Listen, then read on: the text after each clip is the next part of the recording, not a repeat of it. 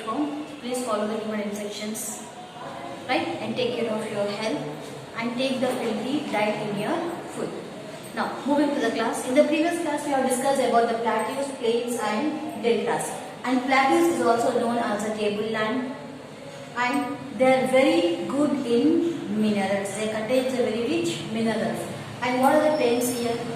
Plains are nothing but a flat surface land, and which are helpful for the development of the livelihood by construction of the roads, dams, transportation facility, and even the huge buildings for the working sources for all this purpose. And what is a delta? The water before going to join the sea, the river water will be diverted to the other areas that we call as a delta. Now, in this class we are going to learn about the islands. It is also a landform. What is landform? A land which is surrounded by water on all sides is known as an island. They can be located in oceans, seas and rivers.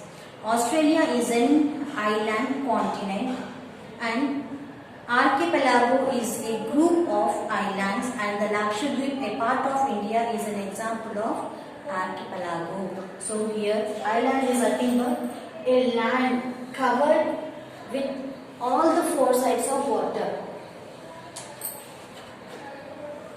This is a water. What is the color representing for the water body?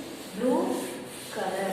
So this is a complete water surrounded to a small piece of land. This we call as a island.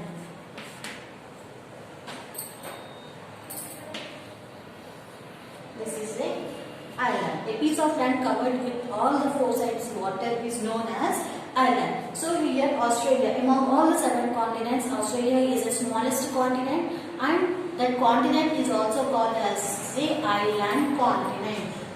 Here suppose this is Australia, and Australia is completely surrounded with a water body. So this Australia is known as a continent, island continent.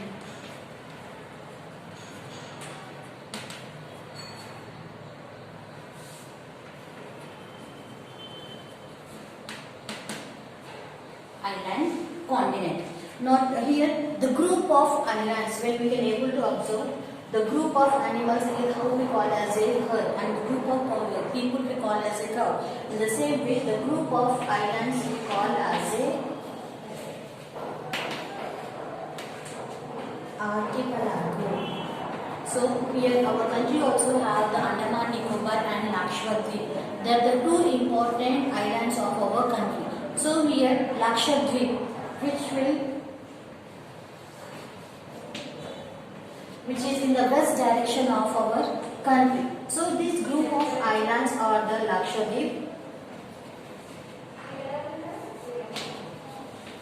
Lakshadweep, and this we call as an archipelago. The group of islands is known as archipelago. So here next topic is about the peninsulas. A piece of land surrounded by water on 3 sides is called a peninsula. It is connected to a land to the one side. The southern tip of the India is a peninsula, as it is surrounded by the 3 sides of water bodies: Bay of Bengal, Arabian Sea and Indian Ocean.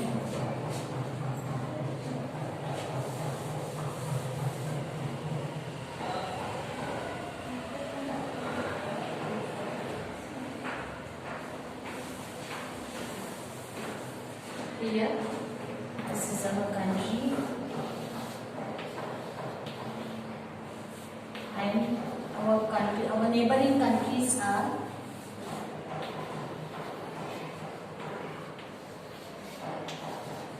so here we have Bay of Bengal.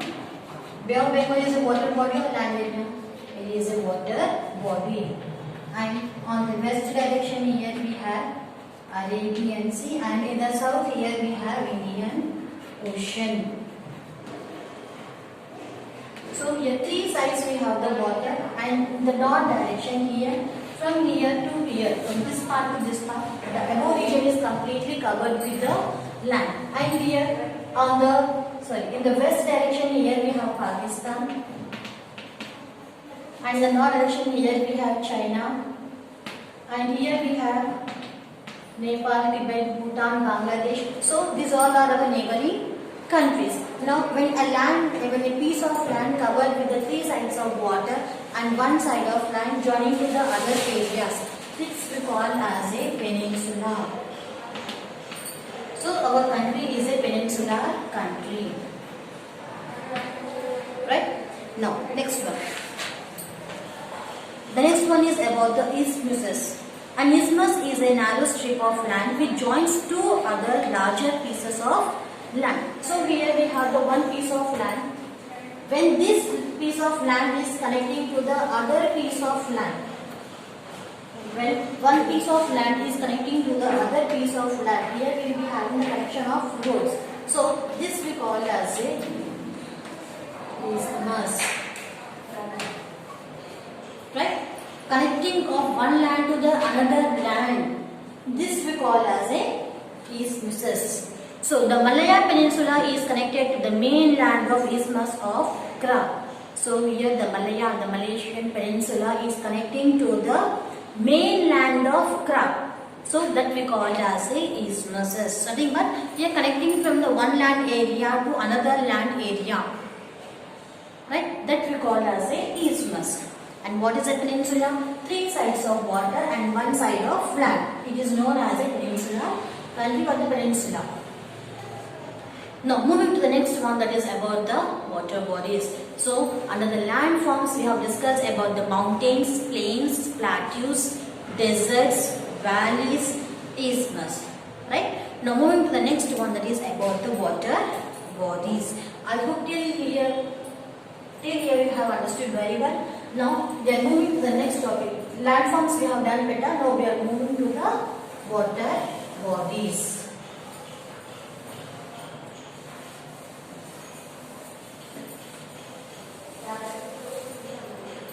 Water bodies.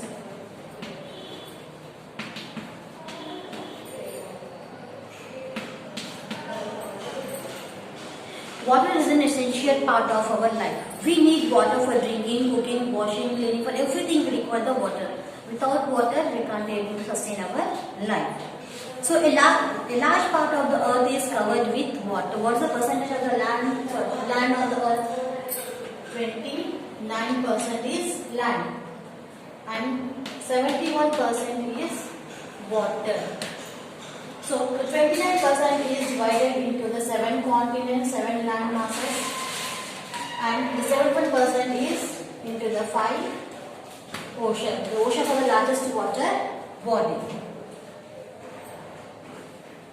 So there are many kinds of water bodies on the earth. Seas, oceans, rivers and lakes are the major water bodies on earth. Now moving to the oceans and seas. Oceans and seas are the large salt water bodies on the earth. So oceans and seas. Which water they contain? Salt water. So more amount of salt is contained in this water body. So seas are smaller than oceans and are partially surrounded by land. How we have the Arabian Sea and Bay of Bengal and Indian Ocean, and how they are very near to the landmass. So the seas will be very near, very connected. They are connected to the landforms. So India is bordered by the Arabian Sea on its western side. Together oceans and seas cover almost 3/4. So almost the oceans and seas are more about the 3/4 means approximately 71% of the water. So as the water in the oceans and seas is salty, we cannot use it for drinking and cooking. So if we add more water in drinking, if we add the more amount of salt in the drinking water, we can be able to drink that. No, we can't able to drink. In the same way, the oceans and seas contain the more amount of salt that we can't able to drink, and we can't able to use for the different purposes like washing, cooking, for drinking and etc. These water bodies are home to diverse marine life. So here we can't able to drink, we can't able to live without water also, but we can't drink the ocean and sea water. So who are going to live in these water bodies? The marine life we can able to see with the big fishes, small fishes,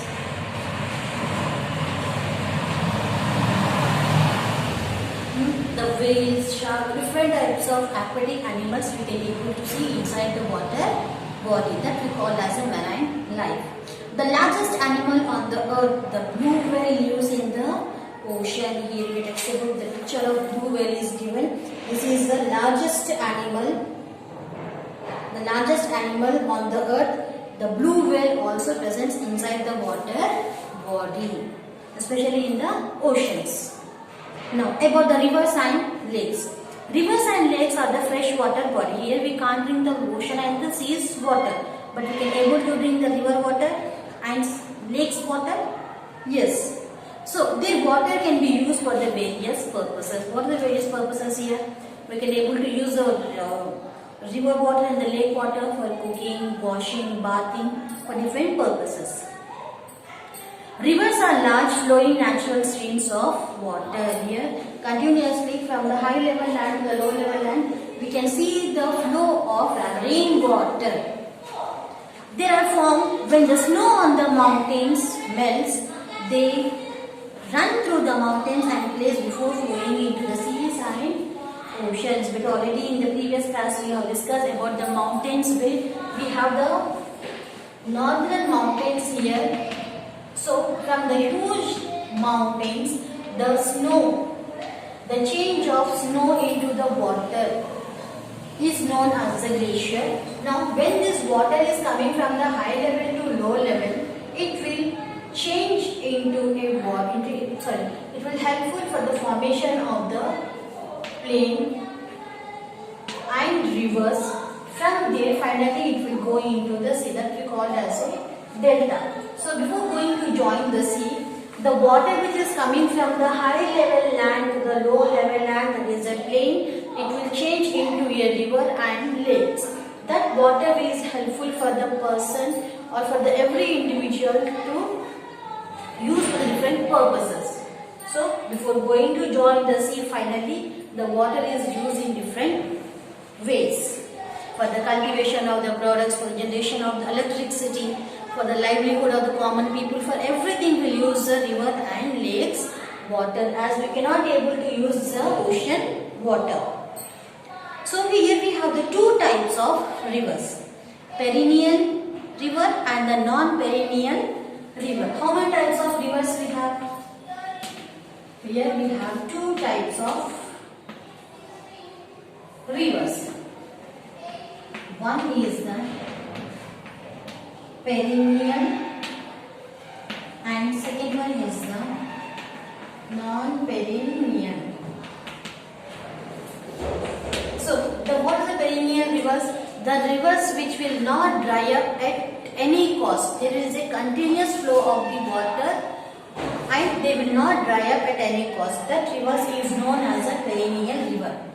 The rivers which will dry up during the different seasons, only they can able to find the presence of water only in the few seasons, that we call as a non-perennial rivers. Here you can see these rivers flow throughout the year. For example, river Ganga. So throughout the whole year, these rivers, perennial rivers, will be having the water. And non-perennial is these rivers are rain-fed, which means they are dependent on rains. If there is a rain, then only we can absorb the water in these non-perennial rivers. Without water, this land will be completely dried up. They are also called as a seasonal rivers.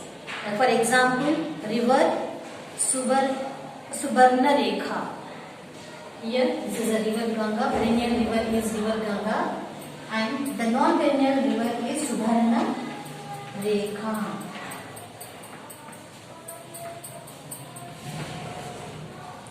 Right? With this, we have done about the two types of rivers, and lakes and the large water bodies surrounded by land on all sides.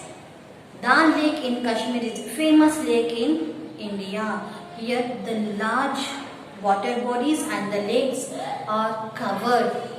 Now, how a piece of land is covered all the sides of water. In the same way, here is piece of land which is covered all the sides of land. And this a small place is known as a water body, is known as lake. A land surrounded by all the sides of water is known as a island.